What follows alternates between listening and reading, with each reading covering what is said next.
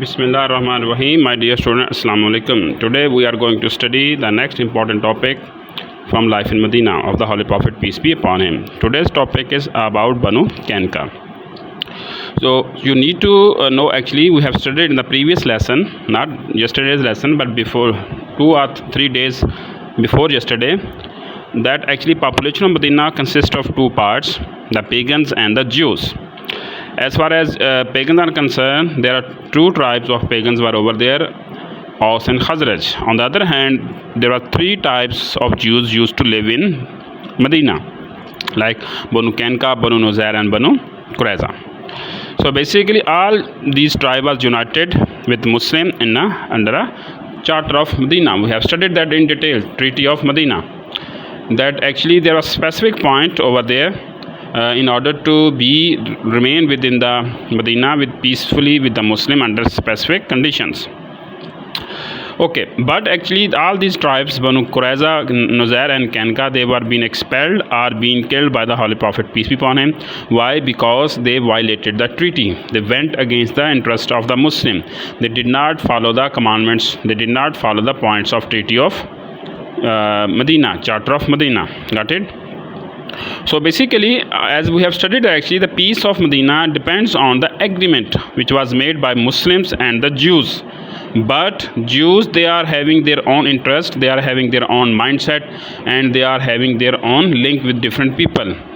Because why they started to do this? Because the progress of Islam were against their interest. Islam used to condemn all evil activities from the society, and the people of Jews, they were involved in all those kind of activities. So that is why they were against the Muslims. Within a year, they aware that actually if Islam is here, if Muslims are here, it would be difficult for them to flourish under their specific mindset. So they started to violate the treaty. They started to go against the treaty. So that is why Holy Prophet actually started to take some kind of a very tragic actions against them. So basically treaty was violated by these people. So that is why Holy Prophet, he started to teach them a lesson. Okay, what actually, who did this? This is an important question. We have studied that actually Banu Quraiza was the first who broke the treaty. They were aggressive and angry towards Muslim all the time, because मैंने आपको भी बताया है, actually we have studied earlier that I told you earlier that actually Muslims were against their interest, and their interest based on some kind of a social criticism or social destruction of the Medina. So that is why Holy Prophet wanted to correct everything. That is why Banu Quraiza was Kanka was the first who broke the treaty. Now, what was the reason how they broke the treaty? This is the important question. So when Muslim actually left when Muslim left Medina in order to face the Quraysh within the battlefield, so they were waiting for the result, especially the Banu Kanka. They thought that Muslims are less in number, they are going to fight against the Meccans, and Muslim will be defeated, and the Muslims' defeat will be beneficial for them. So that is why they were waiting for the result. Basically, they were waiting for the defeat of Muslim within the battlefield over there. But Muslim actually got the victory, and their wishes went into vain. So that was another drastic, that was another painful result for the people of Banu Kanka. So after that actually they started to do something bad over there. Okay, number one, what they did over there. Number one, there was an old Jew, Shash bin Qais of Banu Kanka. When he saw the result of Battle of Badr, when he used to see the Aus and Khazraj, they are sitting together, having good conversation among each other, feeling happy among each other, and there is no war among them. So he started to trigger the old rivalry of Aus and Khazraj. So that thought that when Aus and Khazraj, they were divided, we were in power. Now they are united. Now we are on the back foot. So they thought that I need to do something in order to trigger their enmity of the previous time. So he did over there actually. He started to recall the memory of the old days when Aus and Khazraj used to fight each other with the help of the Jews. When Aus and Khazraj, they listen the word of this person, Shash bin Qais, they started to say that actually we are brave people than the Aus, and the people of Aus said no, we are the bravest than the people of Khazraj. So they started to have a very argument among each other. So they thought that we need to go outside in a battlefield, let's see that who is the bravest person, who is the victorious. So this is how they started to go out over there. They were very close to have a fight among each other. When Holy Prophet came to know, Holy Prophet actually hurried and went to them, and Holy Prophet started them and told them everything, that Allah has blessed you with the Prophet, and actually you became a brother because of his mercy. So why are you fighting? You are going to fight by the previous norms, or you are going to fight while having the previous memory in your mind, and Jews actually want to divide you, so you are not supposed to fight.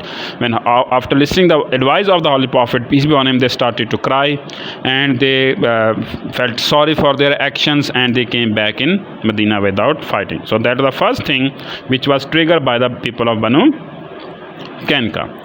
Secondly, because become the Muslim basically in the evening. So there was another issue, a big issue happened over there, when actually a Muslim lady went to in the market, and she was insulted by a shopkeeper. Basically Muslim lady went to this is point number 3. So basically Muslim lady went to a goldsmith. She wanted to buy something over there. When she was in the shop of a Jew, the Jew actually he insulted that Muslim lady. How?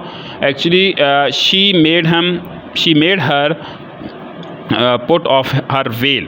So when this happened over there, the Muslim lady shouted in the market. A Muslim actually who was crossing the shop of a Jew, when he heard the voice of a Muslim lady, he got entered and he had a fight argument with the Jew, and in the result Muslim killed the Jew, because that was the area of the Jews. So Jews gathered around and they killed the Muslim over there. So they started to insult a Muslim lady. Because of that event, there was a atmosphere actually went into a chaos over there.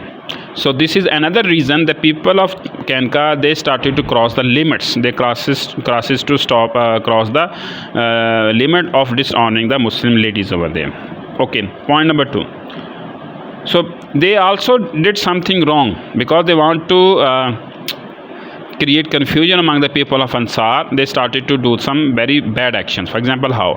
Early in the morning they used to accept Islam, the Jews, and in the evening they started to step back, that we don't like Islam, it used to do this and that. Islam is the religion of restrictions. Islam used to told us everything, that this should be done, this should not be done, this is not possible for us to live in a Islam like this, we need to fulfill our wish, and so on. So this is how they started to dishearten the Muslims of Ansar, of Aus and Khazraj, by accepting Islam in the morning and by rejecting in the evening.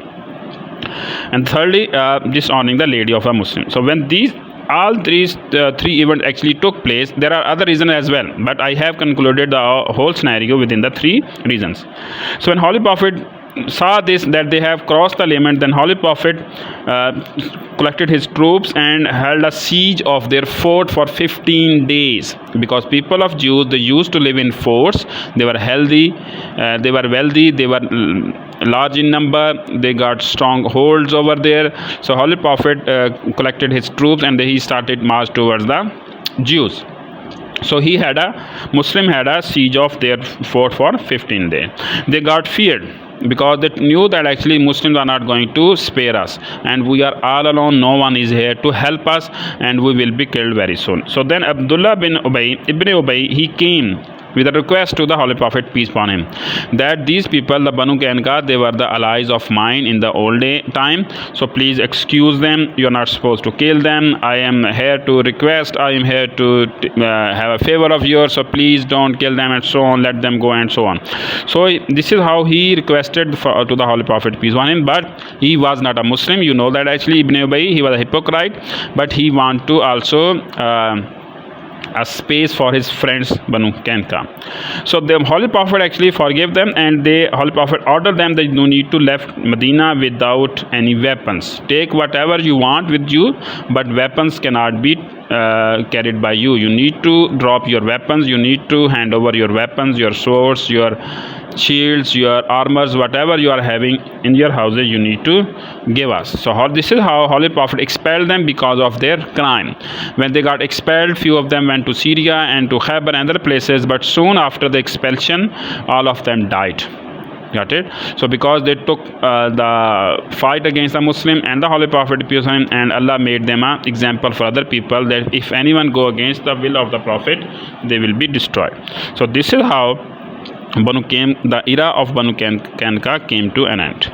So in the end, you need to write down an end. So Muslim become stronger within the Medina because one enemy of their Banu Kanka expelled from Medina, and a threat against the Muslim were solved forever, and Muslims started to flourish again within the Medina. So my dear students, this is the activity of Banu Kanka. You need to have these points in your mind because an examiner can ask anything about the activities of Jews within the Medina. So tomorrow inshallah we are going to have new lesson. Until then, Allah Hafiz.